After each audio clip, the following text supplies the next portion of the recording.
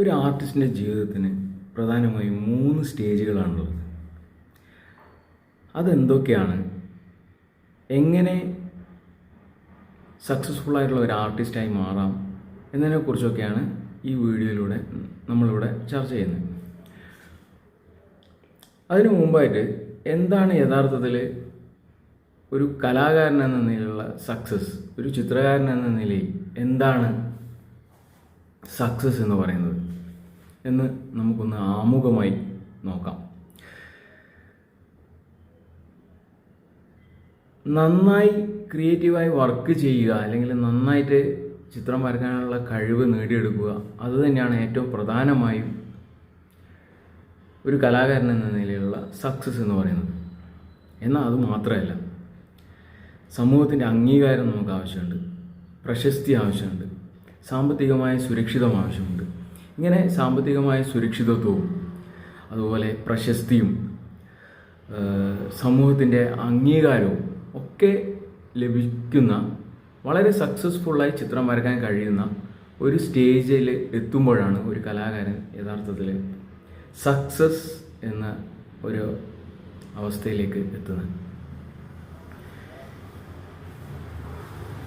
ഇനി ഈ ഒരു സക്സസ്സിന് പ്രധാനമായും 3 പീരീഡ് ഉണ്ടെന്ന് ഞാൻ നേരത്തെ പറഞ്ഞല്ലോ. ഈ പീരീഡ് ഇതെന്തൊക്കെയാണെന്ന് നമുക്ക് നോക്കാം. അതിൽ ഒന്നാമത്തത് സ്ട്രഗ്ലിംഗ് പീരീഡ് തന്നെയാണ്. നമ്മൾ 2 തരത്തിലുള്ള ആർട്ടിസ്റ്റുകളുണ്ട് പൊതുവെ. അതായത് ഒന്ന് സെൽഫ് തോട്ട് ആർട്ടിസ്റ്റുകൾ, മറ്റൊന്ന് അക്കാഡമിക്കലായിട്ട് പഠിച്ചു വന്ന ആർട്ടിസ്റ്റുകൾ. ഈ ഫൈൻ ആർട്സ് സ്കൂളിലൊക്കെ പഠിച്ച് പുറത്തു വന്ന പലരും കലാകാരന്മാർ നിലനിൽക്കുന്നില്ല. അവർ വേറെ തൊഴിൽ മേഖല നോക്കും. അതായത് ക്രിയേറ്റീവായിട്ട് തന്നെ വർക്ക് ചെയ്യാൻ പറ്റുന്ന, അല്ലെങ്കിൽ നമ്മുടെ ആർട്ടിസ്റ്റിക് സ്കില്ല് യൂസ് ചെയ്ത് കൂടുതൽ സാമ്പത്തിക നേട്ടങ്ങൾ ഉണ്ടാക്കുന്ന ഒരുപാട് ജോലി സാധ്യതകളുണ്ട്.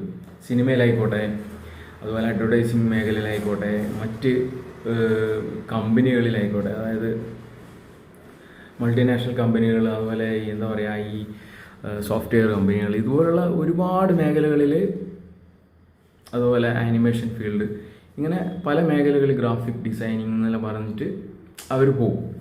പക്ഷേ ഈ കലയോട് ഭയങ്കരമായി താല്പര്യമുള്ള, കലയോട് ഒരുതരം എന്താ പറയുക അഭിനിവേശമുള്ള ആളുകൾ അവർ ഒരു പരിപാടിക്കും പോകില്ല. അവരെന്ത് ചെയ്യും, കലയിൽ ഉറച്ചു നിൽക്കും. ചിത്രം ചെയ്ത് ജീവിക്കുക, അല്ലെങ്കിൽ മുഴുവൻ സമയം ഒരു ചിത്രകാരനായി നിലനിൽക്കുക എന്ന ഒരൊറ്റ ആഗ്രഹത്തോടുകൂടി അവർ പിടിച്ചു നിൽക്കും.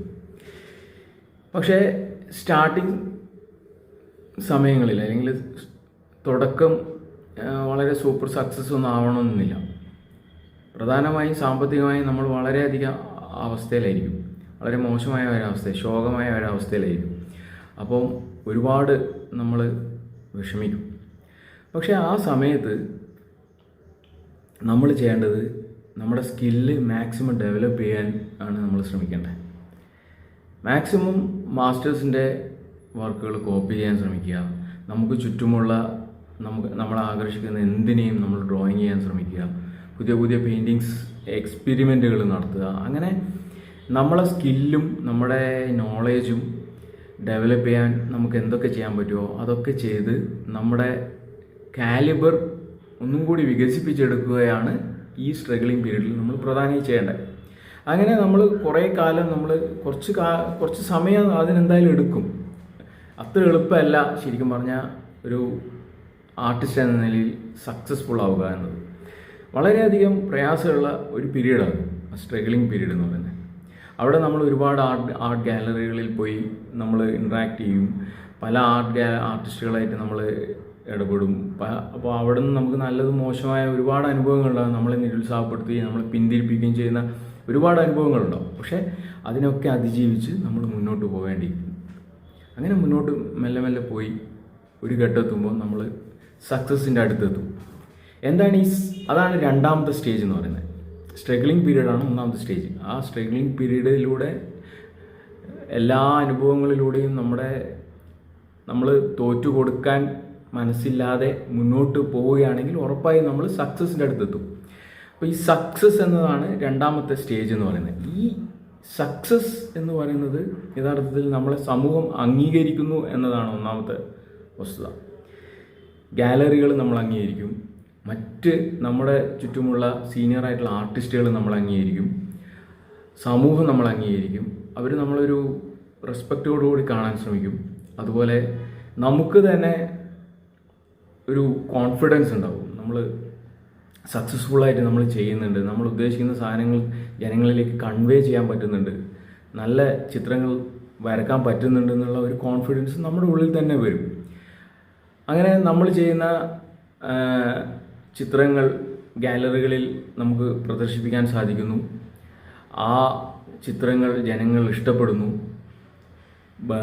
ആർട്ട് ഡീലർമാർ ആ ചിത്രങ്ങൾ സ്വന്തമാക്കാൻ ശ്രമിക്കുന്നു. അങ്ങനെ സാമ്പത്തികമായും അതുപോലെ പ്രശസ്തിയുടെ കാര്യത്തിലായാലും ശരി, മറ്റ് അവാർഡുകളൊക്കെ നമ്മൾ തേടി വരുന്നു. ഇങ്ങനെയുള്ള ഒരു സ്റ്റേജിലേക്ക് കലാകാരൻ എത്തിച്ചേരുമ്പോഴാണ് യഥാർത്ഥത്തിൽ കലാകാരൻ സക്സസ് ആയി എന്ന് പറയാം.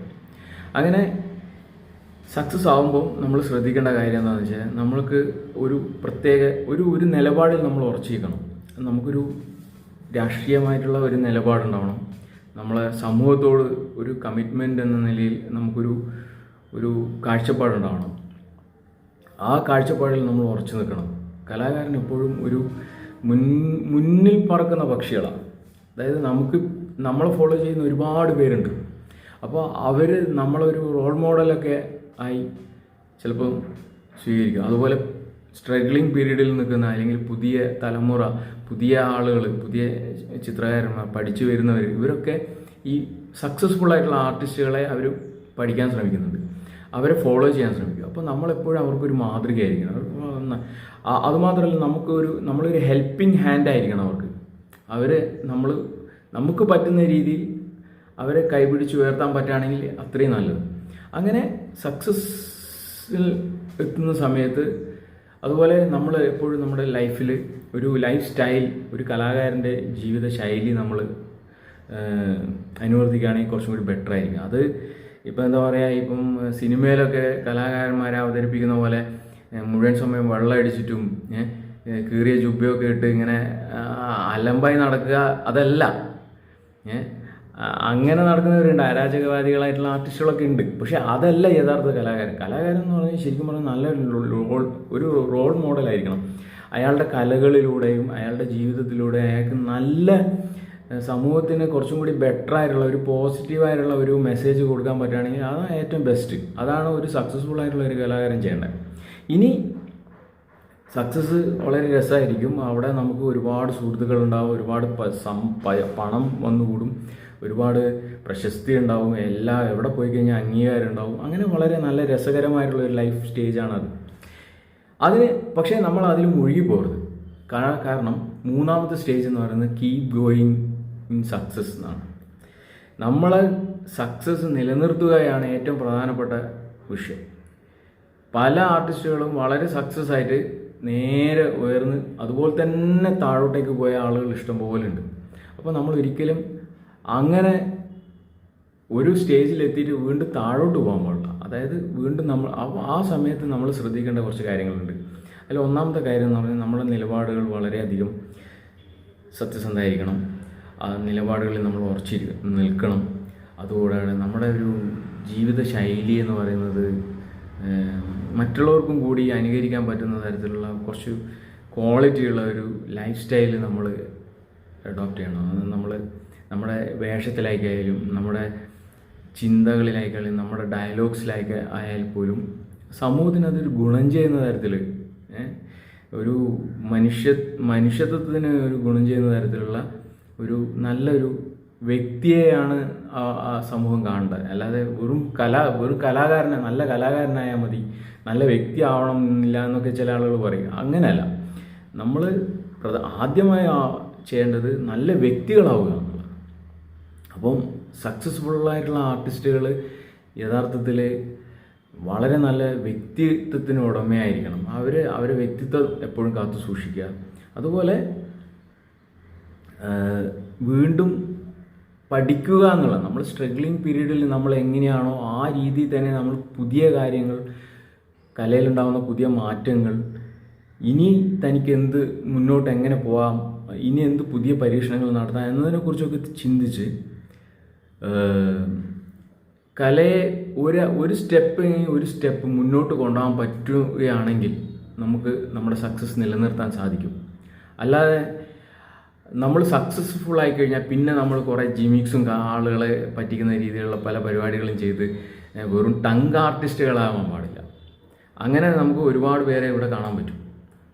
അതായത് വളരെയധികം സ്ട്രഗിൾ ചെയ്ത് വളരെയധികം ടാലൻ്റുള്ള ഒരുപാട് ആർട്ടിസ്റ്റ് സ്ട്രഗിൾ ചെയ്ത് മുന്നോട്ട് വന്ന പല ആർട്ടിസ്റ്റുകളും സക്സസ്സിന് ശേഷം എന്തോ കോപ്രായത്തരങ്ങൾ അവരുടെ ഡ്രസ്സിലായിക്കോട്ടെ, അവരുടെ കണ്ണടയിലായിക്കോട്ടെ, അല്ലെങ്കിൽ എന്താ പറയുക അവരുടെ ഡയലോഗ്സിലായിക്കോട്ടെ, അവരുടെ വർക്കിലായിക്കോട്ടെ, അവരുടെ പെയിൻറ്റിങ്സൊക്കെ കണ്ടു കഴിഞ്ഞാൽ അയ്യേ ഇതെന്താണ്, വെറും ജിമിക്സ്, കളറ് കൊണ്ട് കോരി ഒഴിക്കുക. എന്താ ഈ കളർ കോരി ഒഴിക്കുക എന്ന് പറഞ്ഞാൽ എന്താണ് സംഭവം? അതൊരു ആക്സിഡൻ്റലായിട്ടുള്ള ഒരു റിസൾട്ടല്ലേ ഉണ്ടാക്കുന്നത്. അവിടെ എന്ത് ടാലൻ്റാണുള്ളത്? അപ്പോൾ പറയും, ഞാനിത് പറയുമ്പോൾ പറയും നിങ്ങൾക്ക് ഇതിനെക്കുറിച്ചൊന്നും അറിയാത്തതുകൊണ്ടാണ്. അവിടെയാണ്, അതായത് എന്തെങ്കിലുമൊക്കെ കാട്ടിക്കൂട്ടി ഇത് വലിയ ആർട്ടാണെന്ന് പറഞ്ഞിട്ട് വലിയ കുറേ ഡയലോഗ്സൊക്കെ എഴുതി വെച്ച് കഴിഞ്ഞാൽ അത് ഭയങ്കര ആർട്ടാണ്. അപ്പോൾ അതിനെ വിമർശിക്കുന്നവർക്ക് വിമർശിക്കാൻ പോയി കഴിഞ്ഞാൽ എന്താ പറയുക, അത് നിങ്ങൾക്ക് അറിയാത്തതുകൊണ്ടാണ്, ഇത് നിങ്ങൾക്ക് അറിവില്ലായ്മയാണ് എന്നൊക്കെ പറയും. അപ്പോൾ അത് യഥാർത്ഥത്തിൽ അറിവില്ലായ്മയല്ല, ഒരു കോമൺ സെൻസുള്ള ഒരാൾക്ക് മനസ്സിലാവണം, ബുദ്ധിയുള്ള ഒരാൾക്ക് ഒരു ചിത്രം കണ്ടു കഴിഞ്ഞാൽ മനസ്സിലാവണം.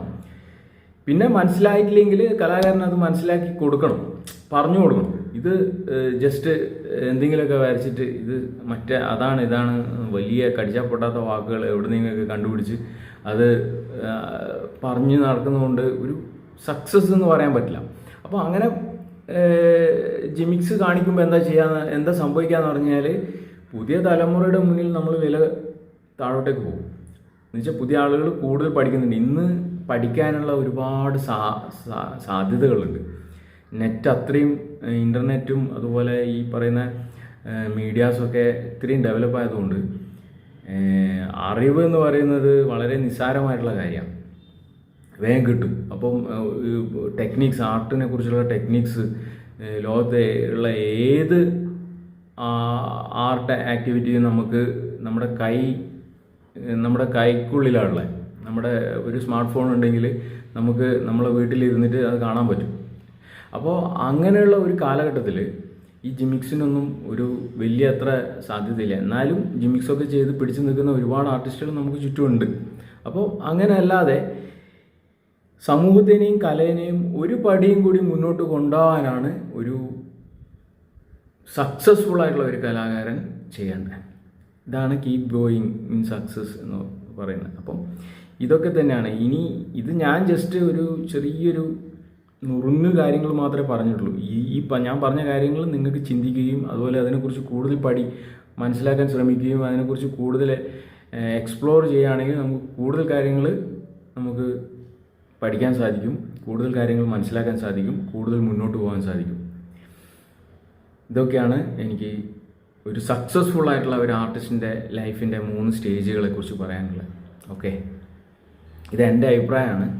ഞാൻ ഈ വീഡിയോയിൽ പറയുന്നത് എൻ്റെ സ്വന്തം അഭിപ്രായങ്ങളാണ്, എൻ്റെ എക്സ്പീരിയൻസും അതുപോലെ എൻ്റെ പരിമിതമായ അറിവും വെച്ചിട്ടാണ് ഞാനിത് പറയുന്നത്. അത് മറ്റുള്ളവർക്ക് ഗുണം ചെയ്യുകയാണെങ്കിൽ വളരെ സന്തോഷം. എന്തായാലും എല്ലാവരുടെയും സപ്പോർട്ട് ഉണ്ടാവണം എന്ന പ്രതീക്ഷയോടുകൂടി ഞാൻ നിർത്തുന്നു. ഇനിയും നമുക്ക് പുതിയ വീഡിയോ ആയിട്ട് കാണാം. Bye bye.